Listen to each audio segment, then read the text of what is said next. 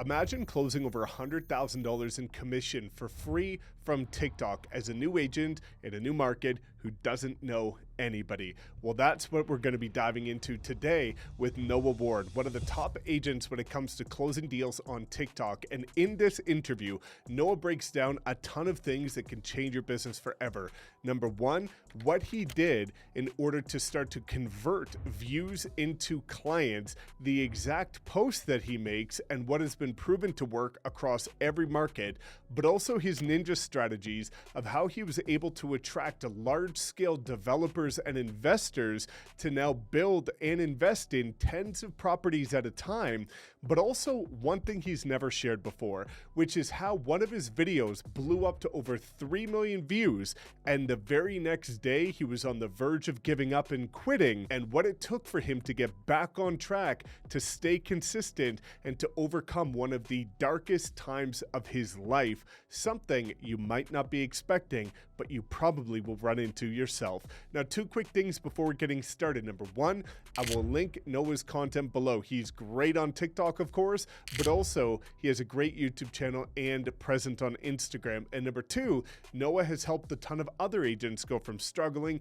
to crushing it on TikTok. So we'll link his calendar below in case you would like to get his support for free to help take your business to the next level with TikTok or any platform. So without further ado, let's break down the proven blueprint of how to close millions of dollars by leveraging TikTok. All right, Noah, so super excited to have you back here. You know, you've been on the channel, I think, about 3 times now, but every time that we have you back, you always have grown and matured in your journey on TikTok. And I'm really excited to dive into maybe some things that we haven't really opened up about in terms of the journey of how you've, gone from this very young agent to, now breaking 6 figures a month with all these big partnerships with builders and developers. And, it's been crazy to see what you've been able to achieve.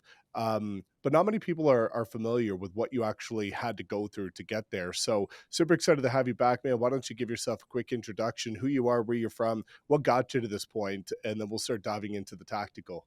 Perfect. Yeah, I appreciate it, Mike, having me on again. I think, yeah, like you said, this is like the third or fourth time that we've done this. So a lot of you, if you don't know, so I'm 23 now. I carry a broker's license. I got into real estate when I was 19 years old. I was in Wisconsin at the time when I got my real estate license. And I didn't do anything with it, wasn't planning on doing anything with it, but I knew I just had to get my license. Didn't know what I was going to do. I just knew that I was going to end up moving down to Florida. And so what happened was when I moved down to Florida, obviously I had no sphere. I moved to Southwest Florida, Sarasota specifically. I obviously did not know what I was supposed to do, right? I was 19 years old. I was still in college at the time doing online college, finishing up my 2-year degree that I got.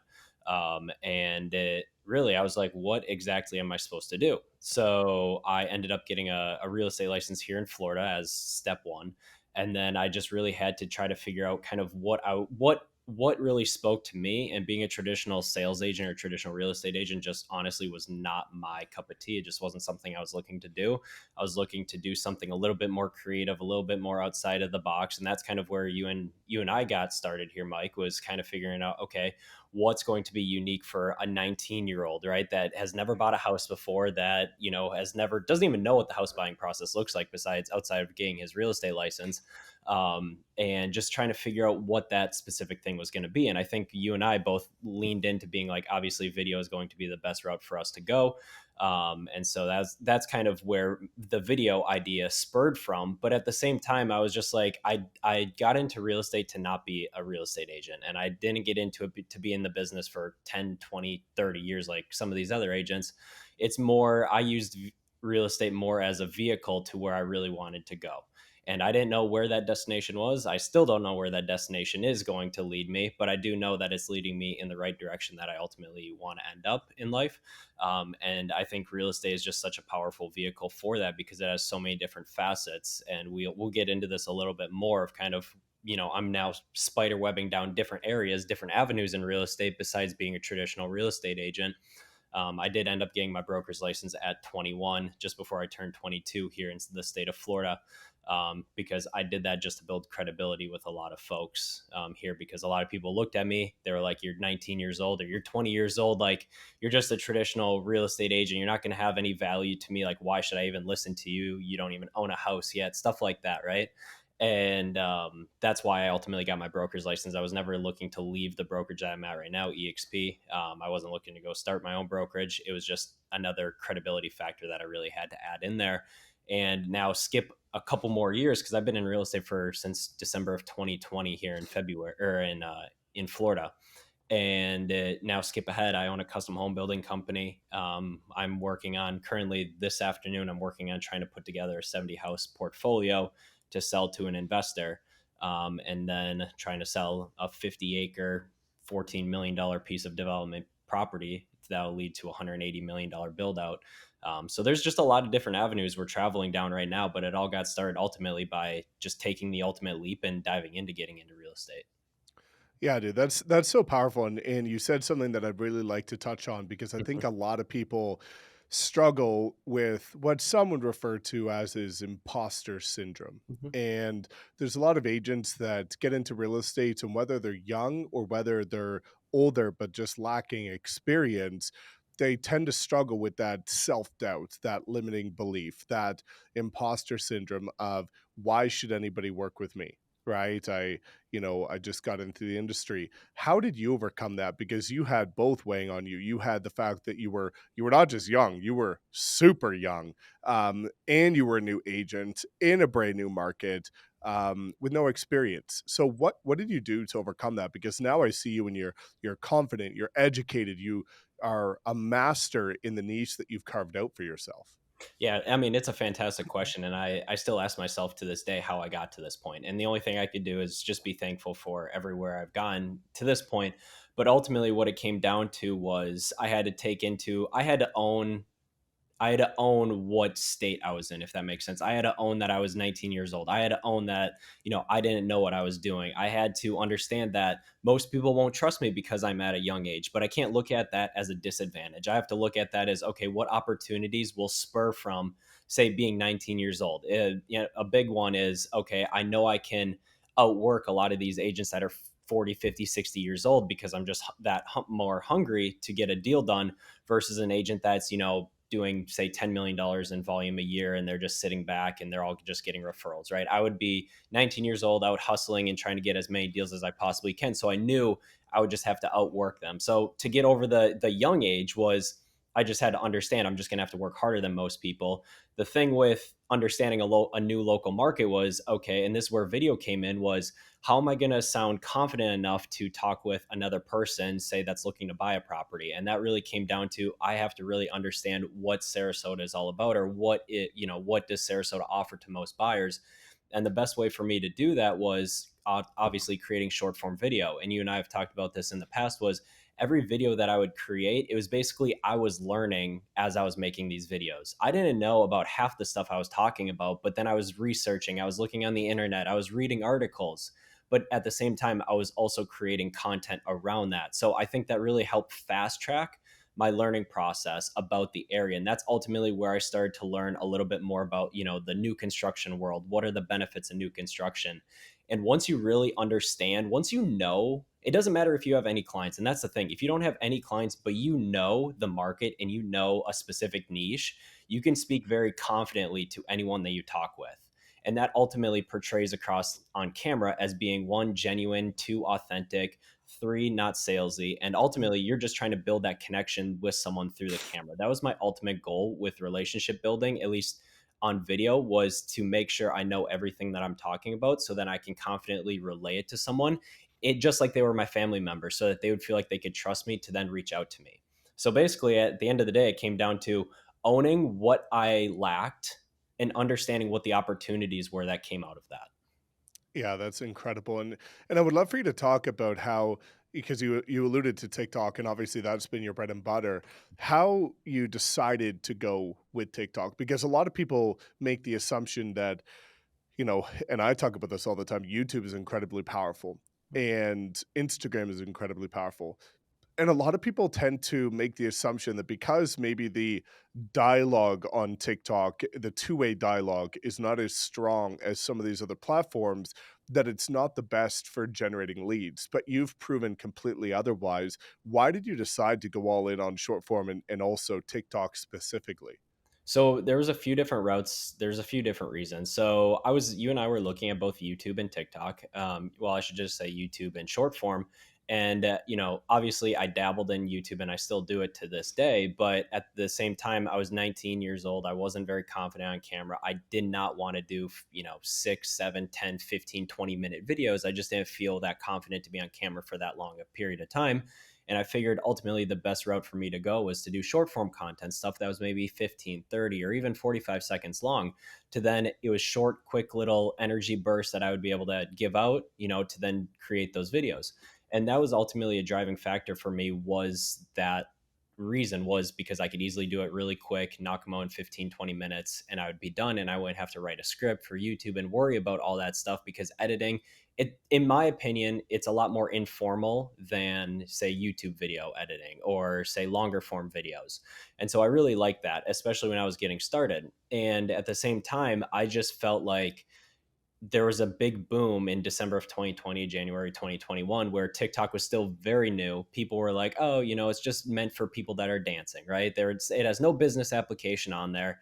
But I saw two real estate agents that were doing extremely well on TikTok and short form content in general.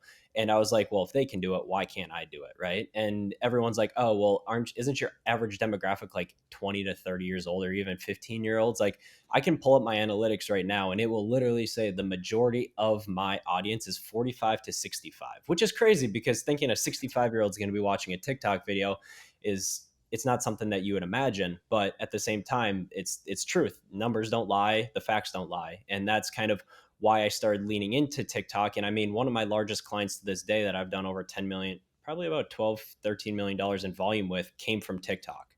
So, and he's a reoccurring investor of mine that I work with probably every single month. So it's just something that I've built so many connections with. And it's almost like when you're watching a TikTok or even an Instagram reel video, you're sitting down casual, your guard is down, when you're sitting scrolling, and then you come across some people and they just keep, like me. I kept popping up on this guy's TikTok page, and he was like, this guy's posting so many videos, like he's dedicated. He told me, he was like, this guy was going after it. Like, I loved his hustle. Like, I just want to work with him. That was literally what he told me. And I just don't think, that's how you're going to catch a lot of people. Yes, TikTok is safe for the broader audience, and it's not very target specific. While YouTube is obviously evergreen, you search it, that's what content you're looking for. But I've caught some of my biggest clients from TikTok just because they were scrolling, sitting at a volleyball game. They were on the treadmill at the Hilton or at the Westin. I've caught them in such random places, and then they just give me a call saying, hey, I just wanted to talk with you. Seems like you have a lot of videos that you're putting out. Love what you do. Let's meet up. Yeah, that's so crazy, and I love that you talked about the analytics because so many people make assumptions, and assumptions are a way to create an excuse. Mhm. Oh, I can't, TikTok's not going to be for me because nobody in of my demographic is watching it. There's let's talk about the tactical of how you've been able to succeed with TikTok. There's the content process or the workflow. There's what you've done to be consistent and what happened when you weren't consistent. And then looking at perfectionism. So, starting with the type of content, I know that you talk about the fact that you've got three buckets of content that have worked for you. What are those buckets so people have an idea of what type of content actually has performed well to generate leads? So what I've took a little bit of knowledge from some of the other successful people on TikTok, along with some of the other people that have been crushing it in YouTube videos, and I kind of did a hybrid mix. So obviously, my bread and butter at the very beginning was doing property tours. They were short 30-second videos where it was literally speed ramping through the whole entire property. So I would walk through a house, say a 2,000 square foot house, in about a minute or under, and by the time I got done video editing with the speed ramps and all the voiceover stuff like that, it came out to be about a 25, 30-second video. And that was really catchy. And it still is to this day. I don't do many just because I have other content I'm putting out, but whenever I do, they do very well for me. And what it does is it casts a wide net. Obviously, I do it for new construction properties that are staged because they look pretty. Everyone wants to look at a pretty house. No one's gonna turn down not looking at a beautiful house. So it's like something that you can casually catch people looking at. And obviously, they're gonna watch the video all the way through, which then promotes it to more people, and it just keeps going and going and going. I love that kind of content when I'm trying to cast a wider net and trying to catch as many people as I can. And then the second ops, or the second bucket that I really work within, is the green screen. So basically knowledge based is I have a green screen behind me and it's a TikTok effect that you do, or you can have a green screen actually behind you, but I just did the TikTok effect, green screen effect. And so what I would do is I would take popular news articles that were happening in Sarasota, or just say in Florida, something that related to the local area, but not something that was like, hey, for first time home buyers, make sure you do this, this, and this. It just wasn't what I was doing. I was mainly focused on educating people about what is going on in Sarasota. So whether that be a new legislation that passed, or a new community that was being put out, or a new community that was just being broken ground and so people can get pre-selling, opportunities, that I would literally just go through on my phone, take a screenshot of the news article, put that up on the green screen, and literally just talk about it. 15, 30-second short, snippy videos that were just like, hey, look at this new construction community that just broke ground last week. It has pre-selling options that are starting in the 400s, great incentives or something along those lines. And it was quick. It was easy to make. At one point I was knocking out 60 videos in one day. And it was easy for me because I already did all the research on all the news articles, provided knowledge. I literally did not tell them, hey, contact me if you're looking to buy a house. I was strictly to cast a wide net with the houses, showing the houses, then show them my local knowledge in the area. And then I did a third bucket, which I don't really use too much, but that is more controversial topics. So whether that's, say a development in an area that really should not be having a development, aka it's just super high density, where I know the local population and the local people are like, why the heck are they putting in a development right here? It's something controversial that I can then put out there. And same thing, do the green screen effect, show the news article. But I know a lot of people are going to argue back and forth in the comments, which at the end of the day, just going to boost it in the algorithm. Nothing really comes of that one specifically for leads. It's just more of a, let's just get it out there to the local public as much as possible, reach as many people as possible. And honestly, it's just a vanity metric. Like, you can easily get 100,000 views on one of those videos overnight from just your local demographic because it's so controversial. Yeah, for sure. And one of the things people are always curious about is how you actually create conversations from a platform like TikTok. Because YouTube, you've got this big description, you can have links in there, Calendly, email, all these different types of things. Instagram, very easy to DM. How did you start to convert these views? And I know you've got videos with hundreds of thousands, even millions of views. How did you convert those views into people calling you? So there's a few different ways that this actually happened. So like on the house, on the property tour videos, I never like called out, "Hey, use me as your agent." I literally did probably the most subtle call to action, and that was in small print at the very last maybe 2 seconds of the video, where it just said, "Have questions?" question mark, and then right below it I put my phone number. And I have a different phone number for TikTok, so I know when people call me, I know it's from TikTok. And that way I can track it. And so I did that for all of the property tour videos. Nothing for the green screen, but then in like my bio, I would always have, my phone number, or contact me, and then my phone number. But then I also had it relayed to my Instagram profile, because a lot of people, getting started with TikTok, they're like, this kid, he's 19, 20 years old, what the hell, he doesn't know anything, he doesn't know what he's talking about, let me actually go vet him. So what they would do is they would go for my Instagram, then go for my TikTok, then go to my Instagram, be like, okay, he's posting a decent amount, he has a decent amount of followers. Then they would see me on YouTube, then they would validate me on YouTube, watch longer form content, and they just then circled back to TikTok, was like, okay, this guy is actually legit, let me reach out to him. And once again, I didn't have any specific call to actions with TikTok besides that subtle, say, text at the bottom of my videos. But then I also had it in the bio, and it was just a repeat thing, in my opinion. It was, and I talked to people. I'm like, why did you reach out to me, or like, how did you get a hold of me? And it was just like, I saw your phone number in your bio, or I was watching a lot of your videos, and then I pulled up, then I tried finding your phone number on your bio, or I went to your Instagram profile, saw you, and I DM'd you. And what I would do is, the other thing is, I would also hit people up in the comments when I first got started with these videos. So like, people would comment, "Oh my gosh, I love this house," or something. Something like it doesn't indicate that they're looking at buying the house, but they're just interested. So then what I would do at the very beginning, and this turned to a few transactions, but it was a lot of work, was when people would comment that, I would then comment below, say something back to them, but then I would also DM them. And so whether or not they had their Instagram connected, or, we were messaging directly through TikTok, because I was messaging a lot of people directly through TikTok, on the DM side. So I was hitting them up directly, being like, "Hey, saw you commented on this video. What did you think of the house? What did you really love about the house?" And then we just start a casual conversation. I didn't say, "You want to go buy this house because it's for sale." I literally just asked, what did they like about the property? We would start a natural conversation, build our rapport, because they would be like, "Oh, I'm looking at moving in 3 years," or I have a friend that's looking to move down, this summer. Stuff like that would come out of those conversations. And my whole goal is not to get a lead; it's to get a conversation flowing to then build a relationship. Yeah, I know that, you've focused a lot more on the long-term establishment of relationships instead of the quickest transactions, and we'll get into that.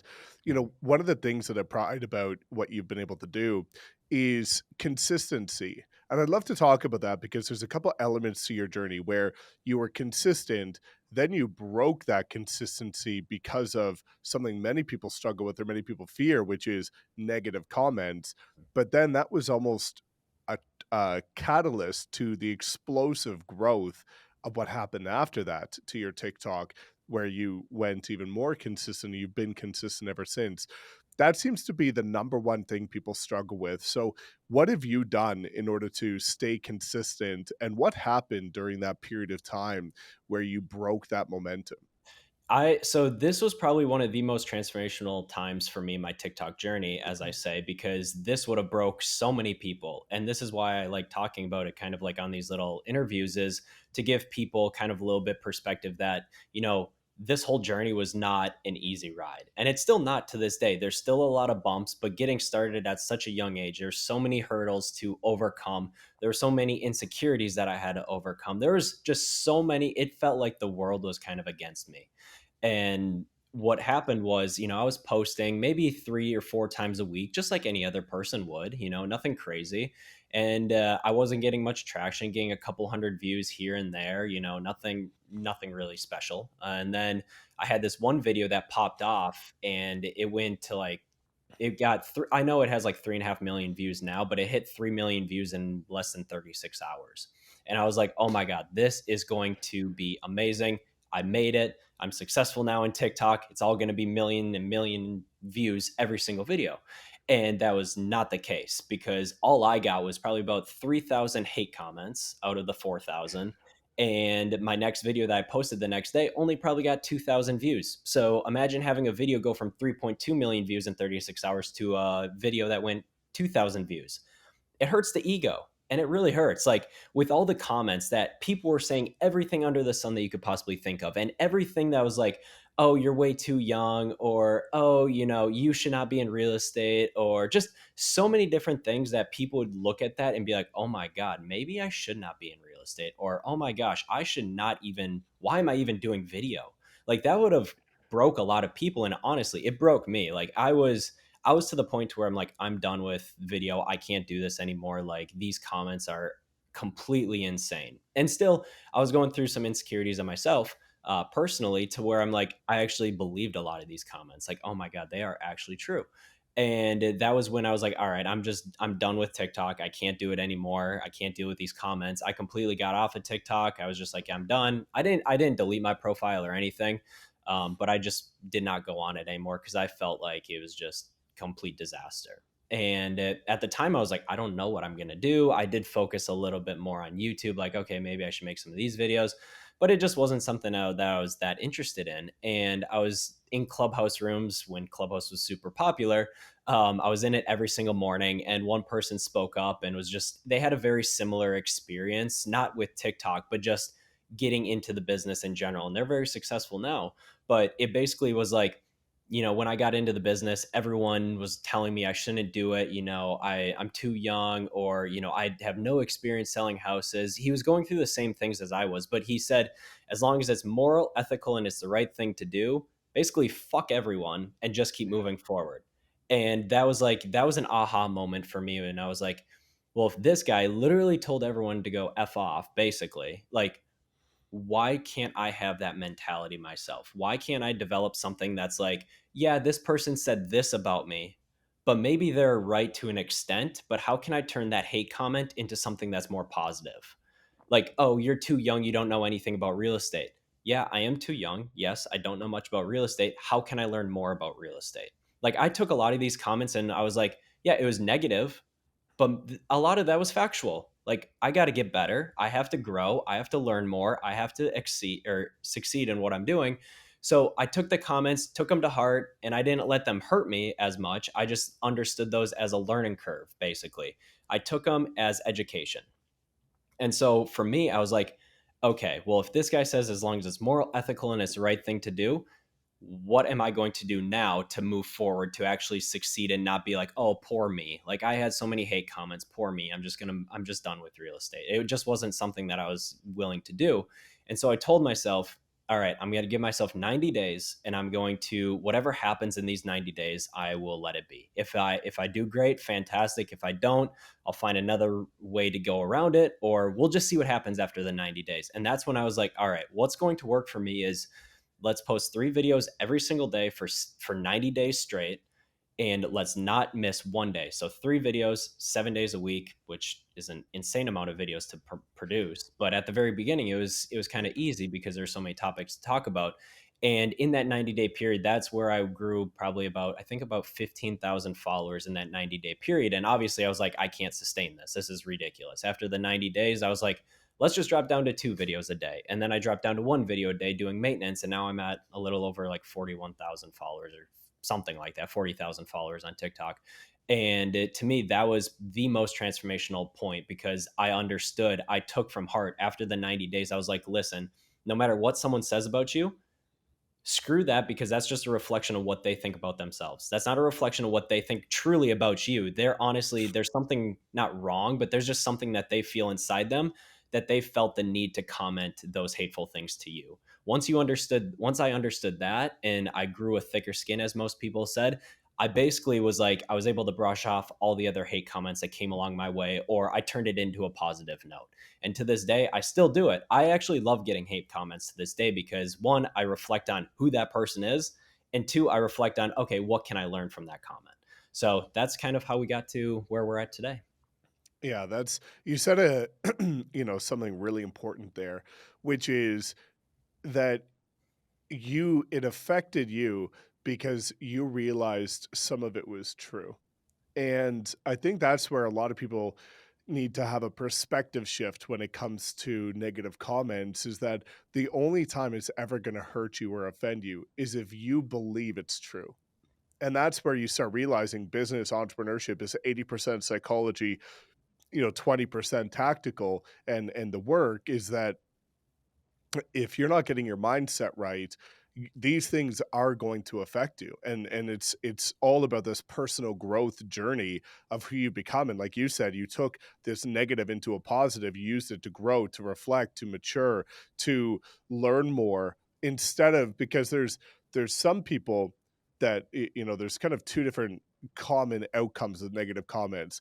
People they pretty much just ignore it. And the problem with just ignoring it is sometimes you can actually learn life-changing perspectives from it. And if you just ignore it and say it's always bullshit, sometimes you're going to miss some of the breakthroughs that you could have from that, because Mhm. oftentimes there's these subconscious things that you're dealing with that you haven't really let come to the surface, that these negative comments could actually help you. And then there's others that read too much into it and then they stop, like you were talking about. So I love that you were able to reflect on that and come to grips with the fact that maybe there is some validity to some of this, but what can I do about it? How can I grow? How can I mature? And I love that. Now, when you went to doing 3 videos a day, how were you consistent? And you've been consistent ever since with 1 a day, and then we'll talk kind of about your journey with trying different styles of content. But most people struggle with that, and I always tell people that, the only great equalizer on the planet is time. You know, there's people that come from different backgrounds, have different levels of experience, different levels of wealth, but the only great equalizer is that we all have 24 hours in a day. So there's people that say, I don't have time for this. But the truth is, they haven't just made it a priority. How did you start to film this amount of content? And what have you done ever since to continue to maintain that consistency on TikTok? Right. And I think you hit the nail on the head is a lot of people just make up the excuse. Everyone has the same amount of hours in the day. It's just what do you do with those hours to maximize and optimize kind of what you're going to, get at the end of the day. Me and you or someone else, we could get at, we could go at the same exact projects, the same exact tasks. One of us is going to finish sooner because one of us will find a way to get it done faster, quicker, and move on to the next task. And that's kind of depending on your mentality. That's kind of my perspective was, okay, what can I do to maximize how many videos I'm supposed to be making in a short period of time so that I can move on to the next task. And one was to limit every single distraction that was out there, whether that be social media or whether that be talking with friends or family or stuff like that. And I became probably a very secluded person for a lot of those times because I just detached myself from the rest of most people. And it was just mainly going in on, okay, what can I do today to better myself tomorrow? And for me, that was understanding, okay, I need to do all of these videos. So, how am I supposed to be able to get all these videos created right now? And honestly, what it came down to was I had to batch out the content. Obviously, that makes the most sense, batching out the content to really get it out there to the masses as quick as possible. So, what I did was I would take, say, a day before. The day before, I would literally, what are my, say, 30 different video ideas? Because at the time, I was doing 30 videos a day or even 60 videos at one point a day just to get it done with. And I wanted to knock it out all in, say, a 4 or 5 day time span for those 90 days because I was not looking to say make one video a day because that's just not optimizing kind of your time schedule. So what I would do is that first day I would write down everything that I was going to do for those 30 to 60 videos. Write it all down, write down a few bullet points, take some screenshots on my phone of these news articles, put them in a Google Drive, make sure they're all organized. So then the next day when it came around to being like, okay, let's shoot all these videos, I already told myself I'm not going to answer my phone. I'm not going to go on social media. I'm not going to do any of this until I get all of my videos done. That's going to be my reward, is going back onto social media or doing whatever I wanted to do once I got my videos completed. And so what I would do is I would take, I think I made videos for like 7 hours one day for like the 60 or 70 videos that I did. And all I did was I had my iPhone at the time and I still have my iPhone for all those green screen videos. But I just sat there and I would just go down the item list and the Google Sheet list of, okay, what do I need to do now? Knock it out, make that video, move on to the next one. Obviously, I would have lunch, but I would just dedicate myself to that time. Then obviously you have to edit those videos. And I knew if I didn't edit them now, I'm not going to edit them. And that's just my personality. So I then, after I was done making those videos, I sat down for another, say, 4 hours and edited all those videos to knock them out. That way I had 30 to 60 videos in the lineup. So then for the rest of the month or the rest of the day, or the rest of the week, I was able to do whatever I needed to do work wise. And I knew that I already had 30 to 60 to 70 videos in the queue to be like, okay, I don't have to make a video for another 30 days. I can just focus on what I need to focus on. And for me, that is the best way. And I still do it to this day is what can I do today? Even though I'd rather do, say, one thing for several hours in one day then break it up for say 3 days and do 1 hour here, 1 hour tomorrow, 1 hour Thursday, 1 hour Friday. I'd rather spend 4 hours or 5 hours doing it today so I don't have to worry about it at all for the rest of the week. And that's kind of what I take in for anything that I do, whether that be my construction company or something. Block out whatever I need to do for that specific day.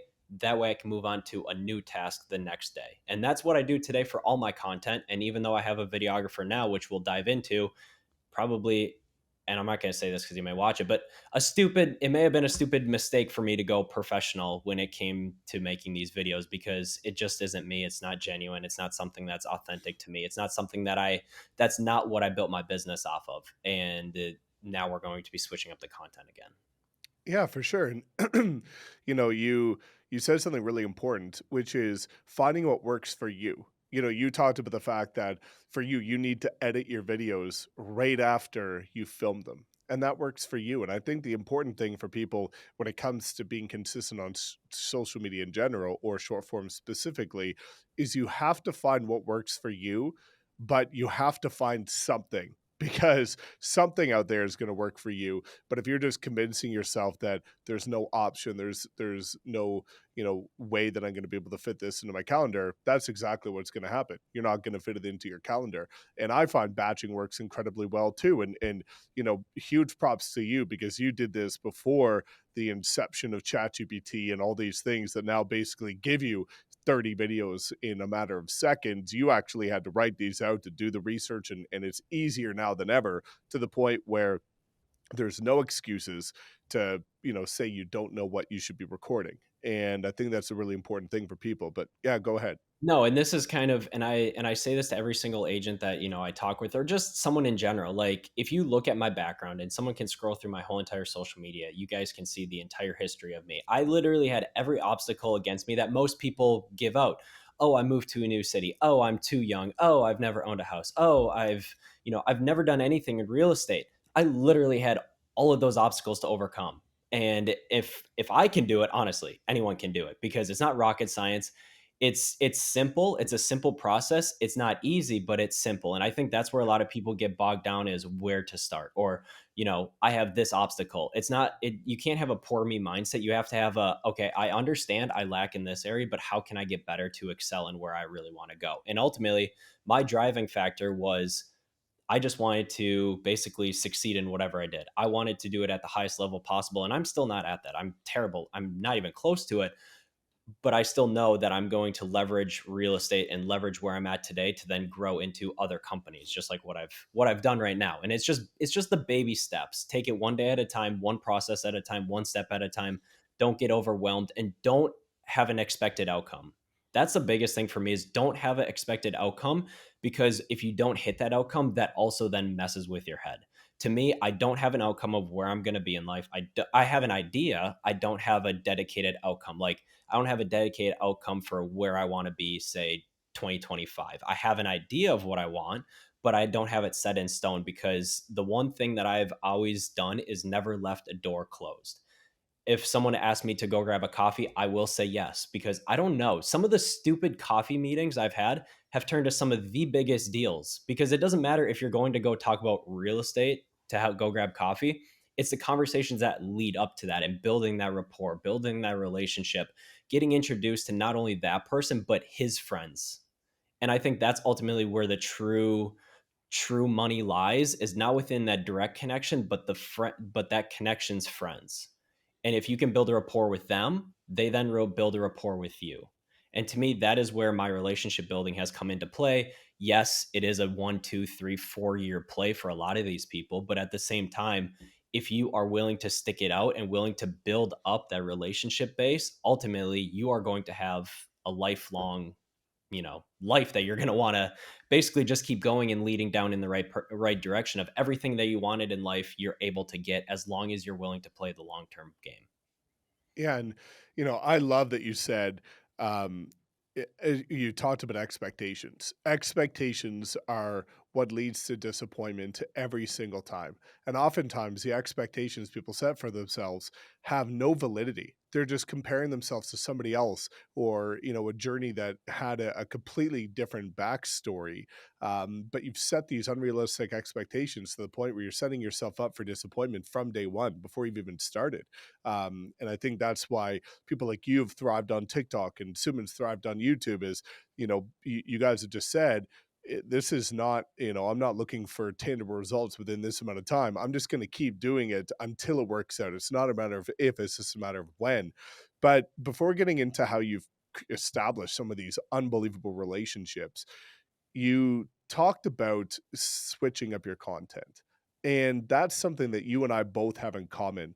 Back in 2019, I thought that I needed to build this personal brand. And to build a personal brand, it was photo shoots and professional content and posing, and I hated it. I hate photos. I hate doing photo shoots. The only photos that you'll find now on my Instagram are candid photos or selfies of me out doing something.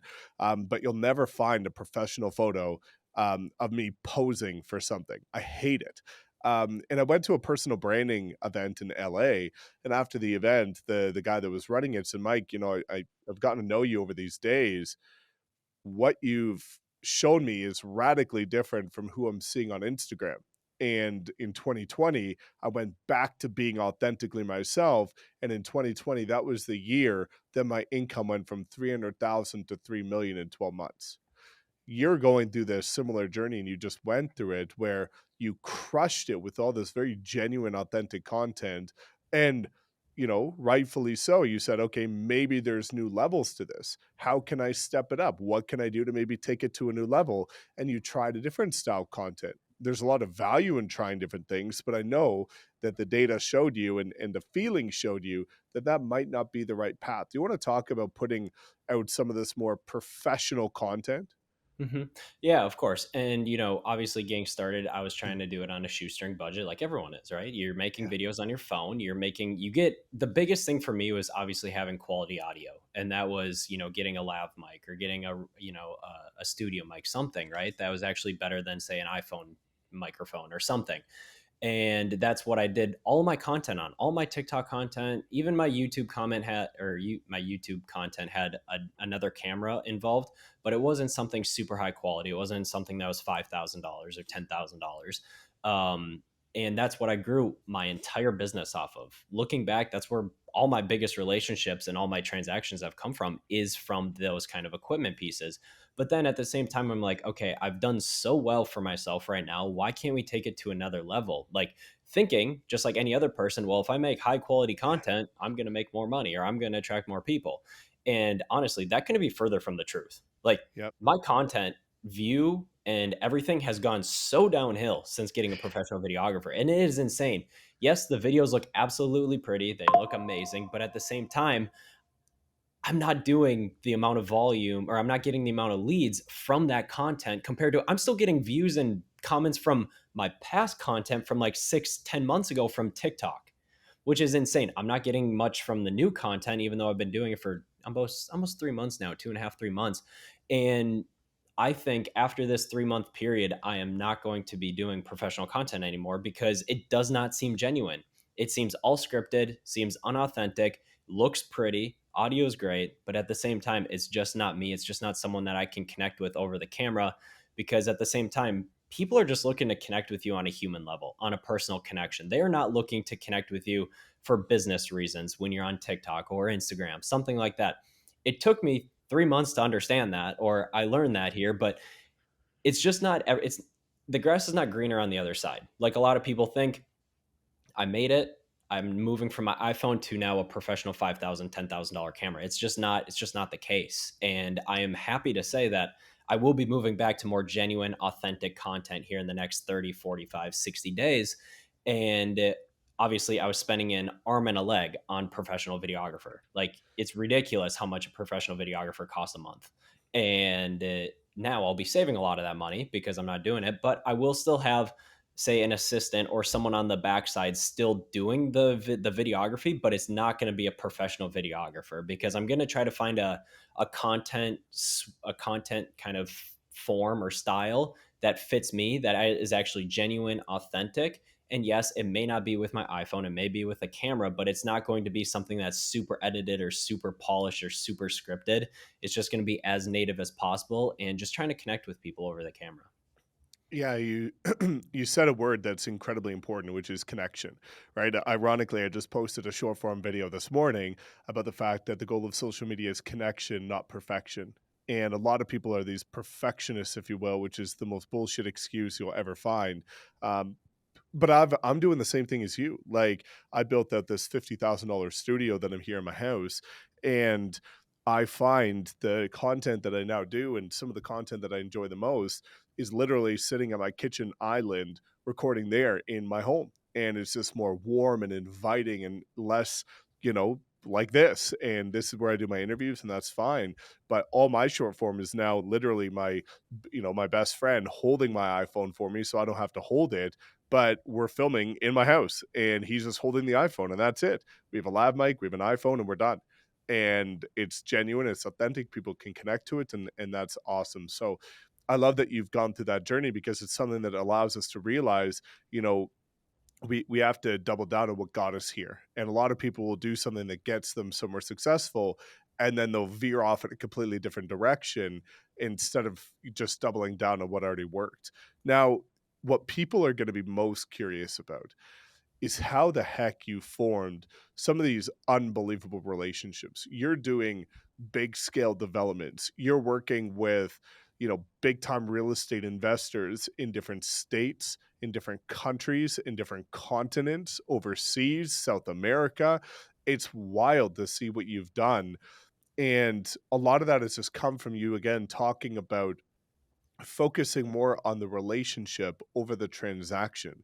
And most people are just posting content with the sole purpose of how quickly can I get a deal? And that goes back to expectations and why that's one of the most toxic perspectives you can have toward your journey on social. But how did you start to break into some of these big developers? Like you see you, and at the time when a lot of this started to come together, you were 21, 22, so you're young. Yeah, you're posting on TikTok, but most people are going to assume, okay, people with tens of millions, hundreds of millions of dollars to invest, they're going to go to that agent that's mid 40s, 50s, whatever, decades of experience, suit and tie all the time, right? The one that looks like the typical poster child for Sarasota real estate. But they're coming to you. So, how did that all spawn about, and how did you break in to some of these higher tier clients and opportunities that have led you to flying all over the country and getting to have all these cool experiences?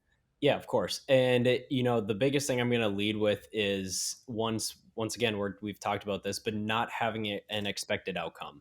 Not expecting to say it doesn't even matter about the initial connection, but it matters about even if once you get that connection or even once you're talking to a person, it's not like, oh, I'm going to go for this meeting and I'm going to expect that I'm going to get their 20 houses that they're building, or I'm going to expect to get their $10 million that they want to then invest into our construction company to then build some homes.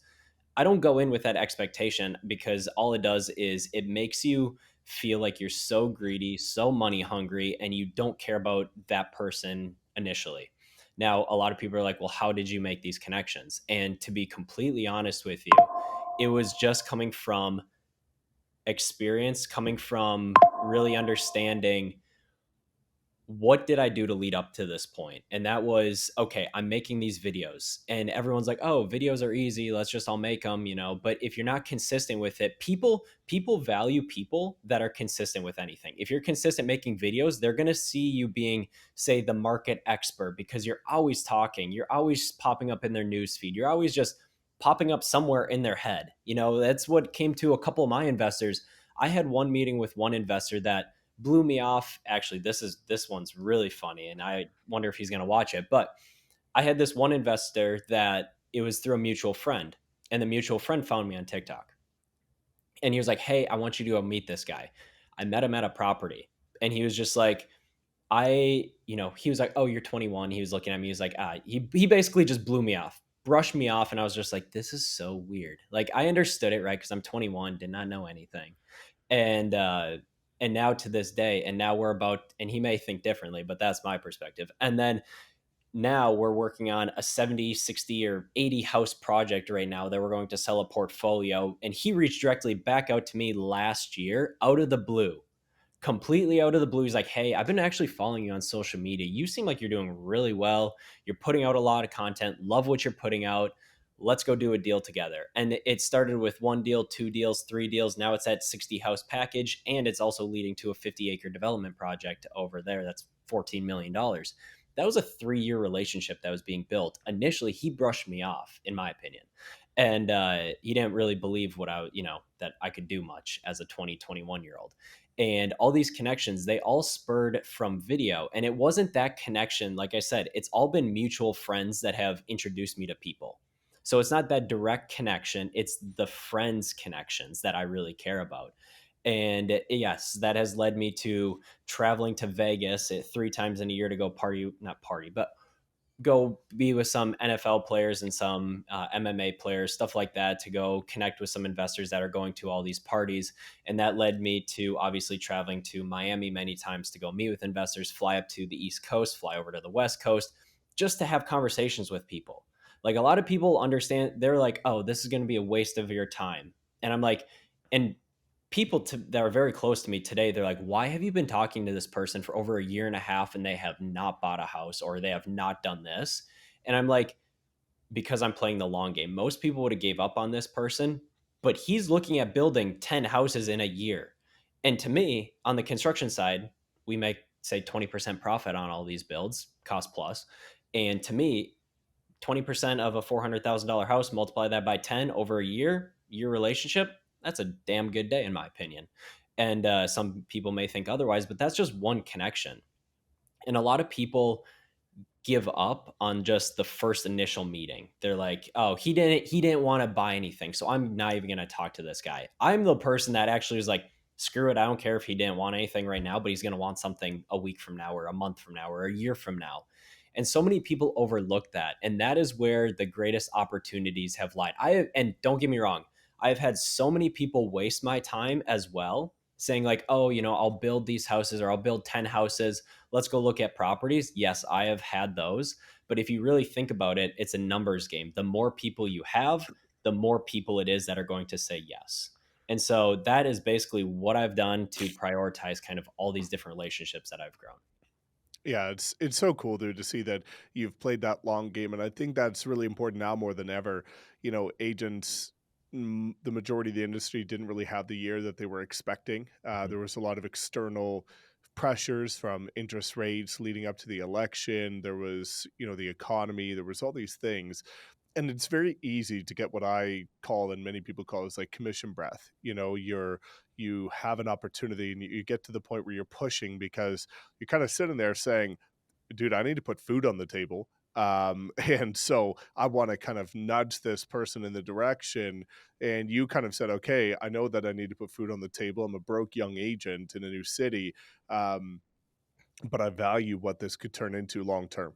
And that's one of the biggest separators of people like you that have gone on to see success compared to those that, again, look at that initial meeting, don't get anything tangible from it, and then write it off. And that person ends up going and working with somebody else. So, looking at these relationships that you had and people that are maybe looking to get started on TikTok or short form in general, what are some of the either A, biggest mistakes or B, best practices or recommendations and words of advice that you have for somebody that's looking to get started, but actually is committing to that long journey and wants to see success?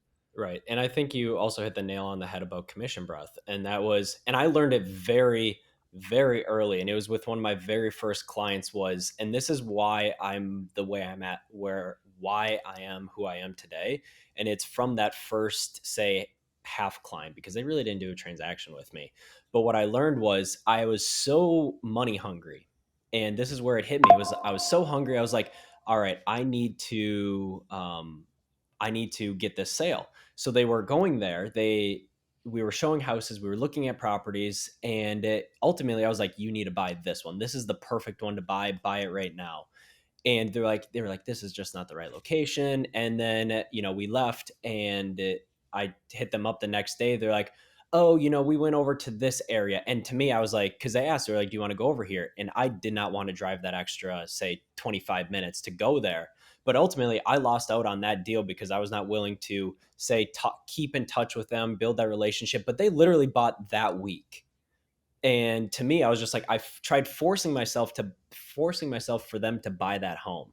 And they ultimately didn't, because I was pushing them way too hard. And from that point on, I was like, you can't push people to buy probably one of the largest purchases that they're going to do in their life. It's just not going to work. And that's why a lot of people fail in this business. And this is one of the biggest mistakes most people make, in my opinion, is being like, I need you to buy this house, or I need you to buy a house today. I need you to buy a house tomorrow, not expecting. You got to build a relationship with them as why are they buying that property that they're buying. You have to tie their house purchase, to a certain emotion. You have to connect, why are you moving to Sarasota, or why do you like this specific house, and then tie it back to, okay, you love this house so much because it's going to do this for your family, or it's going to do this for your business, or it's going to do this for your life.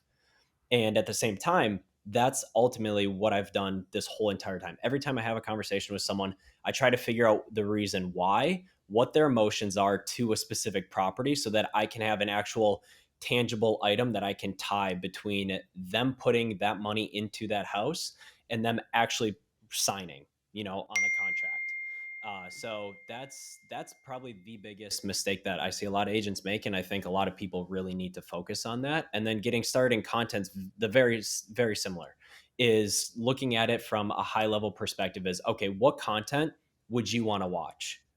A lot of people are making, house buying tips. Hey, here are the top three house buying tips when you're looking at buying a house here. Most people don't go on. I don't go on Instagram to look at that. I don't go on TikTok to look at that. I just try to. I want to make content that I would want to watch for 15 to 30 seconds. Even though I don't watch real estate content myself, I look at it as like, okay, what would someone find value in? What is someone going to find value in the videos that I create? And I ultimately then will create videos around it. Because I still see people, agents that follow me, and they're just creating these top three buyer tips or top three seller tips. That's great.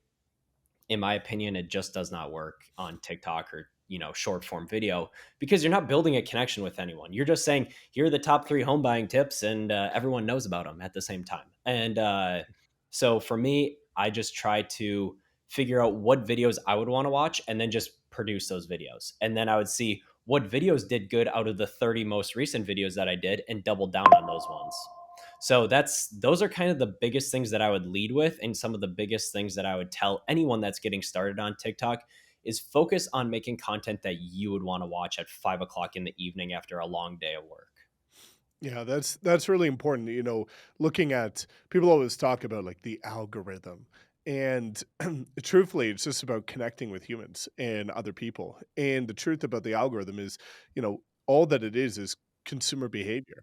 What do people actually want to listen to? What do people actually want to watch? What would you watch? And being able to put yourself in an unbiased position of other people, that's one of the best things that you could do. And that's what I've done with my YouTube journey is, I used to put out content that I thought would just connect or that would just hit, instead of putting out the content that I would genuinely want to consume myself. And once I did that, that's when my journey blew up as well. So you shared so many powerful things on this conversation that I think are going to connect with people about the reality of the journey, and how anybody can do it. But if you're going to do it, you really do have to shift your perspective and operate out of a place of commitment instead of out of a place of expectation. You've talked about the fact that you and I are partners in the past on these calls, and why you joined EXP to take a more modern approach to real estate. But I'd love for you to kind of pull this together full circle about what can people expect when partnering with you, because I've seen you take other people under your wing, show them the ropes, and help them see success on platforms like TikTok or even YouTube. So, if somebody didn't have the year that they were expecting and they're looking for change, what can people expect when partnering with you and getting your mentorship as well as mine for free? No, of course. And like for me, getting it, and what I did with you is I just wanted to learn as much as possible. I wanted to be a sponge to everything. I was not going to be a naysayer to saying, you would tell me something, I'd be like, oh no, I'm not going to do that. Or no, that's not right. Like to me, you don't know what you don't know. And so the biggest thing for a lot of people is, and expectations that I set with people is like, listen, you were here, you're here, you want to get to here. So we have to figure out how to go from point A to point B. What are we going to do to get there? And to me, it's like, okay, what works good for you? Because what works well for me, what works well for you is not going to work maybe well for them. And so I try to figure out, what are your strengths, what are your weaknesses, and what would you really like to do? Like, would you like to do short form video? Some people don't. Would you like to do long form video? Some people do, some people don't. And what we do is we take that into account of, okay, what do you think that you could be the most consistent in? Whether that's Facebook, fantastic. Be consistent in Facebook. Whether that's consistency making short form videos, then let's double down and do that. But at the same time, we have to figure out what you're going to do for an extended period of time. Just like me, I'm not going to door knock. If you ask me today, Noah, could you consistently do door knocking for 365 days or even 265? I'd be like, no, I don't even want to door knock. Which could you cold call? I could not cold call. I'm not a cold caller. But some of my agents actually are fantastic cold callers. And what's crazy is you just have to figure out what you're going to be consistent in, and then we develop a strategy around that. Because at the same time, we're just trying to achieve an outcome that you want, or what say I was looking to achieve. And if I can do something, I've stumbled along the way. You've stumbled along the way. We've all stumbled. And I want to give, and this is the beauty of being with EXP or even with the Wolfpack is I've had people from Denver, I've had people from California tell me all of their secrets, but we're not competing against one another. And that's what I absolutely love. And people are like, oh, why haven't you gone to Compass or why haven't you gone to some boutique brokerage? And this is the reason why is because I don't care about, say, a glorious name, a very high profile name. I don't care about that. What I care about is building those relationships with agents across the country that are very high level producing agents that they can teach me some things that I don't know. And that's why I love being with the Wolfpack. And that's why I give every agent, like, if they love cold calling, I connect them with a cold caller in our group because I don't know cold calling. Why should I teach them cold calling? But I know I can get them connected with a rock star agent that can. So I think at the end of the day, that's the beauty with us is being able to provide whatever someone's looking for and be that vehicle for them. Yeah, I completely agree, and that's the power of collaboration and the being a product of the environment that you're in. There's a lot of people that have incredible potential, but they're not in an environment conducive to growth, to sharing, to collaboration, and they're not achieving their potential. So I see so many people not achieve their potential or leave the industry, not because they're not capable, but because they don't have the right strategy, the right plan, and the right resources. So no, again, dude, thank you so much for coming on, sharing your wealth of knowledge, and any final words for people. At the end of the day, what it comes down to is I want everyone to just look at my journey, and it's not to just look at me, it's to look at where I started. You can scroll through TikTok and you could look at it and be like, oh, he started here, but now look where he's at. I want it to be more of an inspiration piece. I don't want it to be like, hey, look at me, look what I've got, look what I've achieved. It's more so, look where I started at 19, look where I'm at today at almost 24 years old. I'm 23. Look how much you can achieve in a, say, a 4 year 3 year time span. And if I can do it, anyone can do it. And if you guys have questions, anything like that, like I said, I never say no to an opportunity, never say no to a meeting. And I respond to everyone in my Instagram comments or everyone that hits me up because I know I was at the lowest point one time. And if someone's there, I want to be able to help them because I would say a good friend of mine in high school, and this is getting a little deeper, but I just found out one of my friends in high school that I was close with, and he commented on all my stuff. And to this day, I really wish and regret not connecting with him. But he ended up taking his own life a couple weeks ago because I don't think he was getting the help that he needed. And he was probably one of my biggest supporters, and he was commenting, and I was commenting back. So anything that I can help someone with, I will most definitely do. I love that, dude. Well, thank you for being open and honest about that. I know that that's not easy, and again, prayers to you. But again, guys, that's why it's important to align with the right people. So make sure you use this opportunity to click the link in the description, book a conversation with Noah, and talk about how he can help take your business to the next level. And also go follow him on TikTok, Instagram, and YouTube, so that you can see a reference of what you can do to be successful. So make sure you like, comment, subscribe. We'll see you guys in the next video.